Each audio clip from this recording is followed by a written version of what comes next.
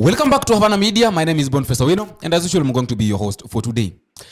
Let me start by saying this: that if at all the protest that the Gen Zs have been doing or have done for the past 2 weeks is taken for granted, then I think the person that is taking these protests for granted maybe does not live in Kenya, because there are a lot of things that these protests has done.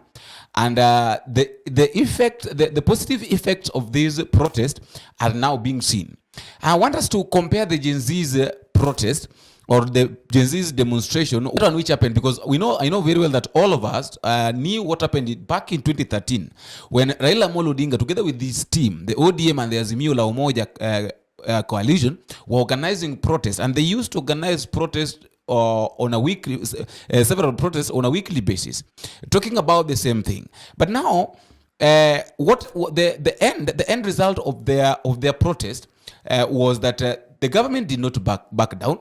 Instead of backing down, they engaged. They decided to organize maybe a peaceful talk whereby this issue of bipartisan engagement came in. So. The demonstration of Raila Odinga, or the demonstration of Azimio la Umoja concerning the government and the way the government was ruling back in 2013 did not bear much fruit. And after the bipartisan talk, everything went back to normal. And it's like now the people that lost their lives and the people that lost their properties were the one to count losses. I want us to take a look at now what's happening right now, and let us now start by taking the difference. I want us to look at the difference between the demonstration of Azimio la Umoja, that is back in 2023, and now the demonstration of the Gen Zs in 2024, which just happened 2 weeks ago. Number one thing that has made the Gen Z's demonstration to be successful, and that has made an impact which will not be forgotten, not only in Kenya, but all over the world. And I've heard the people of Nigeria also, the people of Ghana and Nigeria also trying to mobilize their own Gen Zs so that they can go for the protest, which is also good. I want us to look at this thing this way. What has made the Gen Z's protest to be successful is, number one, the Gen Zs did not have anybody to lead them, or they did not have any representative. Unlike the Azimio la Umoja, the Gen Zs were saying that they don't have anybody to represent them, and which I think this is one of the major things that gave the government a lot of problems, because they were looking for someone to engage in a peaceful talk. Unlike the Azimio la Umoja one, whereby they had got Raila Amolo Odinga, people like Kalonzo Musyoka, whom they summoned and then came in so that they could talk. So that is the main challenge that the government had during the demonstration of the Gen Zs. They had no one who acted as their ringleader. So they had no one acting as their ringleader that the government could call to engage with. And we even had them saying that they don't have any party. That is number one thing. The second thing that have made the Gen Zs demonstration be successful is this: they had got nothing to do with the tribalism, religion, and all that. Unlike the Azimio la Umoja or the demonstration which was being organized by Raila Amolo Odinga, whereby it was only a specific area or specific tribes, whereby you find that people of Kibera, people of Madari, those are the people that mostly were demonstrating. But now when you look at the demonstration of the Gen Zs, it was involving almost every young man, every young person, from Thika, from everywhere, all over the country. It was not only within Nairobi, and even if it is within Nairobi, it involved even those people, even those children of politicians. So it means that the Gen Z's demonstration was not only about specific tribe, it was not only about specific age. Everybody was out. All the Gen Zs were out, and we even had Ole Sapit saying that when he was traveling with his kid, the kid jumped from the car saying that I'm going to join my fellow youths. So are you seeing? So this demonstration was successful simply because of the teamwork, the unity that the Gen Zs had. Now, I want us to get deeper into the the positive impact, or I want us now to get deeper into the effect of the Gen Z's demonstration. But before we do that, I would like to appreciate those who have been giving us your support, because without your support, this channel cannot grow and it cannot be where it has reached. And I would really appreciate you. Those who are joining for the first time, please don't forget to click the subscribe button. As I normally say, that feedback is normally the key thing of communication. Please continue subscribing, continue coming in, continue giving me support. I want us now to look at the fruits of the Gen Z's demonstration. First fruit of the Gen Z's demonstration was seen during the finance bill, whereby they were saying that reject the finance bill. The president refused to sign the bill. That is number one fruit of the demonstration. The second thing of the second fruit of the Gen Z's demonstration is this. The Gen Zs were saying that after rejecting the finance bill, it is going now to be Ruto must go. And for Ruto to go, it means that he must go. It must start with all the CSS, the PSS, and everyone that surrounds him. And Boni Halwale mentioned this yesterday during the Senate. Things to do, Mr. President: dissolve cabinet, reconstitute it. Mr. President, disband offices outside the Constitution, including CAS, including Prime Cabinet Secretary. It is not in the Constitution of Kenya. Mr. Speaker, including officers of First Ladies, including, Mr. Speaker, advisors. If advisors are useful, then what David Lee is doing is not advice, is misadvice. Mr. Speaker, the President should quickly restructure the security organs by firing people, the IG included. And finally, but not least, all the Sky teams must be grounded. I thank you, Mr. Speaker, and I'm on. And for your information, there are some of the 7 CSs that there are some of the 7 offices that the president is not even clear. Though it's not clear that they are going to evacuate office, but we know people like Linturi, people like Murkomen, people like Nagumincha, all those people like Kindiki, Adendwale somehow is there also in the list, and Davis Chirchir. Those are the people that are being involved, and they are saying that those guys must evacuate the office, and many more others. So those are the fruits of the demonstration.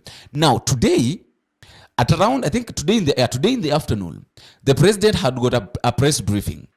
And the results of the press briefing were very clear. The decision to fill the position of of chief administrative secretaries is hereby suspended. The number of advisors in government shall be reduced by 50% within the public service with immediate effect. Budget lines providing for the operations of the office of the First Lady, the spouse of the Deputy President, and the Prime Cabinet Secretary will be removed. Similarly, the budget provisions for confidential budgets in various executive offices, including my own office, have been removed, and the budget for renovations across government reduced by 50%. The president followed exactly what Boni Halwale said yesterday. That first of all, they must do away with the office of the first lady, the office of the second lady, and the office of the wife of the Prime Cabinet Secretary, that is Musalia Mudavadi. And all these things, the president have said that they are no longer going to work. These offices are going to be blocked. Because why? Because why are we having these offices? We're having these offices, yet these offices were squandering a lot of money. The money that is supposed to do something, the money that was supposed to be taken maybe to counties to do other things, was being taken to these offices. And these offices, what they were doing was only to organize prayers in Kenya. Something that was not benefiting everybody in the country, was not benefiting every woman in the country. And I think I asked yesterday that what is the function then of the women rep? If we have got first ladies in offices, holding offices, having money that is supposed to be taken to the counties to help women, maybe to organize for conferences for women. And we have to understand that in as much as we have got women reps, we also have some of the strong women that represent that they are not women reps, but they're doing what even women reps are not doing. People like Millie Odhiambo, I think we all know people like Millie Odhiambo, people like Bensouda. Those are MPs, but what they are doing is more than what the women reps are doing. So are you seeing?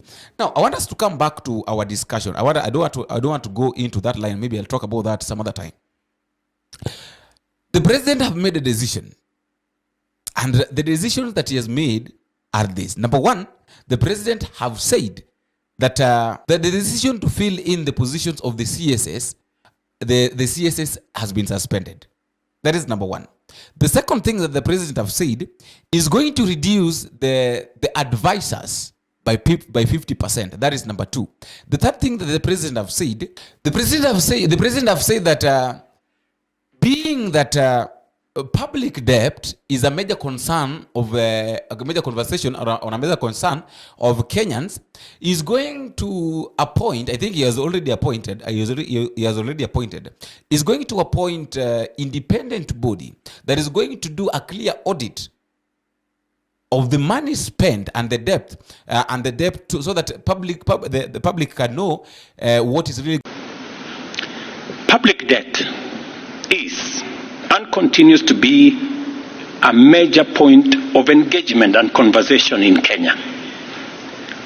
I have today appointed an independent task force to carry out a comprehensive forensic audit of our public debt and report to us in the next 3 months. This audit will provide the people of Kenya with clarity on the extent and nature of our debt, how public resources have been expended, and will also recommend proposals for managing our public debt in a manner that is sustainable and does not burden future generations. The consequence of withdrawing the finance bill is the reduction of our revenue targets by 346 billion. Now, yesterday talking about yesterday, that now I think that is what has led now to today's briefing. Yesterday there were 3 major meetings that were held, but now I want us to concentrate on this one. The first meeting that was held was between Rigathi Gachagua and William Samoei Ruto, which was 40 minutes prior to the meeting with the cabinet. And this meeting, which was between Rigathi Gachagua and William Samoei Ruto, took almost more than 40 minutes, and there were only 2 of them. I want us to look at the reasons why maybe it could have led to this meeting. Number one, William Ruto and Rigathi Gachagua have never been on the same page for the past 2 months. So it means that William Ruto had that fear that if we go to discuss these things with the cabinet, perhaps this guy might come up with something and just say that this is nonsense. And from the look of things, even during the meeting, from the look of things, you could have seen the way you saw the way Rigathi Gachagua was reacting. You just see the facial expression of a person which tells you that all these things are bullshit. We're just wasting a lot of time here. Because at the end of the day, even if we say this guy is going to turn these things down. He's going to do his own way. So, and we had him saying that the president cannot be advised. And sometimes the president does things in his own way. So, in as much as maybe the president held a cabinet meeting, it was not about what is going to happen today. Because maybe he had made a decision before, was just briefing them, or he wanted to know what is really going on or what can be done so that he can compare with the decision that he has made. Another reason is why maybe this guy had a meeting with Rigathi Gachagua secretly. He wanted to know what Rigathi Gachagua thinks concerning Kenyan's cries, because Rigathi Gachagua has been on the limelight. Rigathi Gachagua has been interacting with Kenyans more than William Ruto. And the love that that people had for William Ruto now has been taken to Rigathi Gachagua. Remember when Rigathi Gachagua was being abused, when people like Kimani Chungwa were calling Rigathi Gachagua a villager. And when he went to the village, the villagers received him. So it means that right now Rigathi Gachagua have started understanding the language of the villagers. The language he's starting to understand the language of normal Kenyan citizen more than the president. And I said it here and I'll repeat it once again, that the trust that the people had for William Samoei Ruto will never come back to its peak. Because right now everybody knows, and I think it was even said yesterday by Senator Ososi.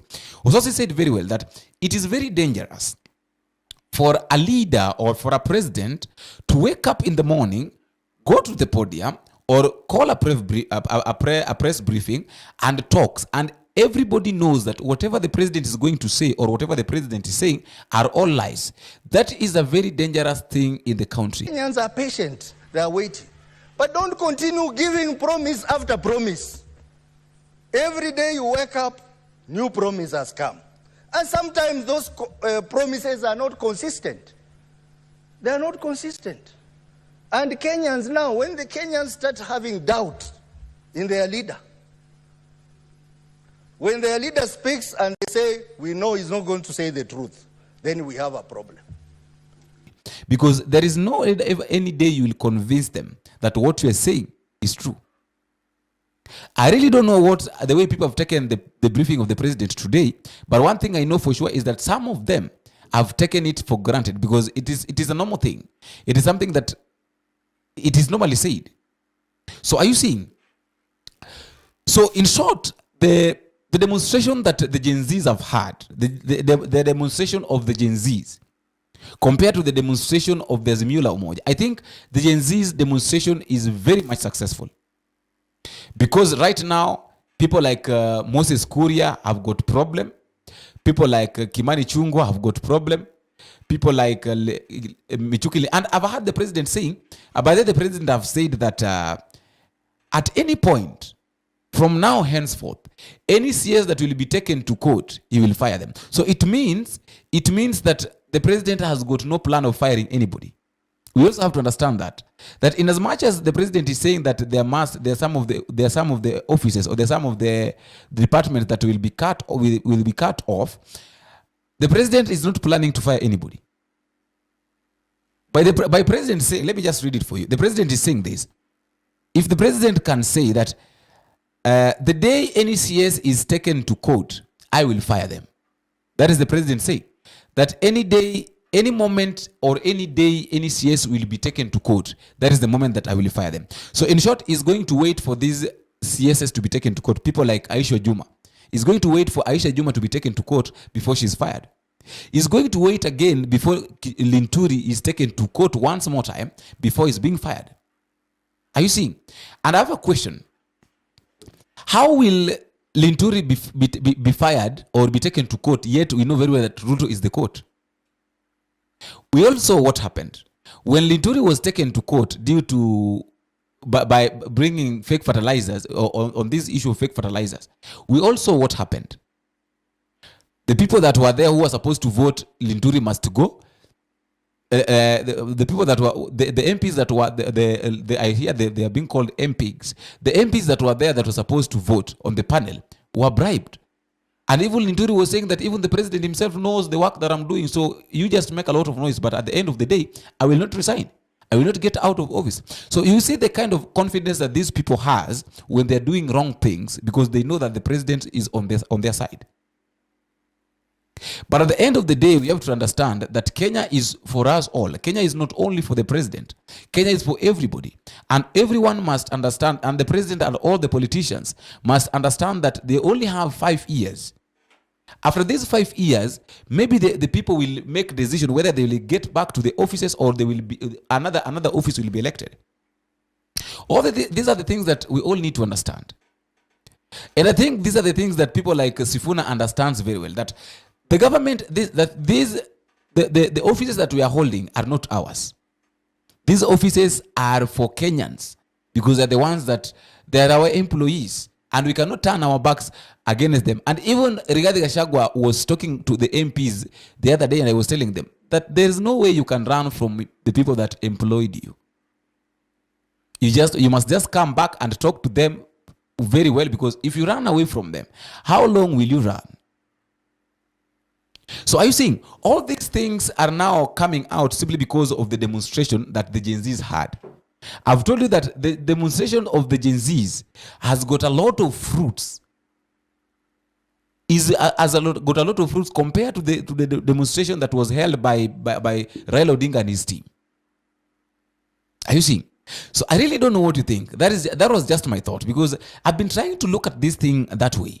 That why all this? Why is it that the president can now just decide to talk about all these things right now? Yet during the time of Azimio la Umoja's demonstration, he could not even come out to talk about this. He was saying that, okay, you just make a lot of noise, just make noise, but at the end of the day, I will do my things. But now this one have forced the president to come out. Right now is on X space.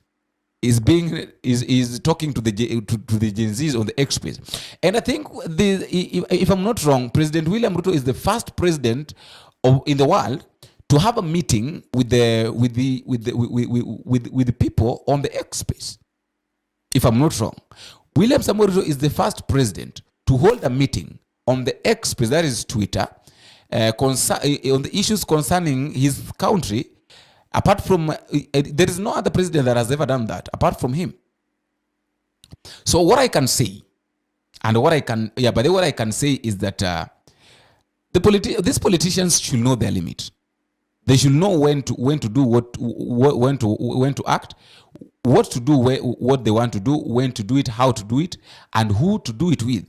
Because if you do it in a wrong way, it will force you it will force people to bring you back to the right track. And we heard yesterday Senator Kajwang saying that the Gen Zs are not dealing with the fight that the Gen Zs are fighting is not of flesh and blood, but is against principalities, powers of darkness. So if the president will not, and I'm repeating this once again, if the president will not do what these people want, if he will not do what these people want, and it is not only for the president. Let me just say this. If you are a leader and you will not do what these Gen Zs want, because these Gen Zs are knowledgeable, they understand everything. They are unlike the Generation X. They understand everything. The time you are saying that you want to go to school, they already know what is supposed. In fact, the Gen Zs are always ahead of the syllabus. And what I know is that I'm not maybe saying this in a bad way, but I just want these politicians to get prepared for what is coming, what is ahead of them coming 2027, because all these Gen Zs, these people that they are saying that had got no IDs, these people, we have to understand, these people did not vote back in 2022. Some of them did not vote in 2017. But right now, coming 2027, these people, all these people that were on the streets, and we are failing to understand that only the Gen Zs, if the Gen Zs decide that now, okay, the Gen Zs and the millennium, if they decide that now they're the only people that are going to vote, let them, the Gen X and all that relax, let the Gen Zs vote. The Gen Zs are capable of voting the president that they want by giving him 50+1% votes as required by the Constitution. So, in as much as these politicians are joking, they have to understand that these people did not vote back in 2022. They are going to vote in 2027. If you did not do to them what they expected you to do, truth be told, you are going to be shown dust and you are going to face the wrath of the Gen Zs. All I had for today. I don't know what to think. I also like to listen to your comment at the comment section. And until we meet again, I've been your host, Boniface Owino. Bye-bye.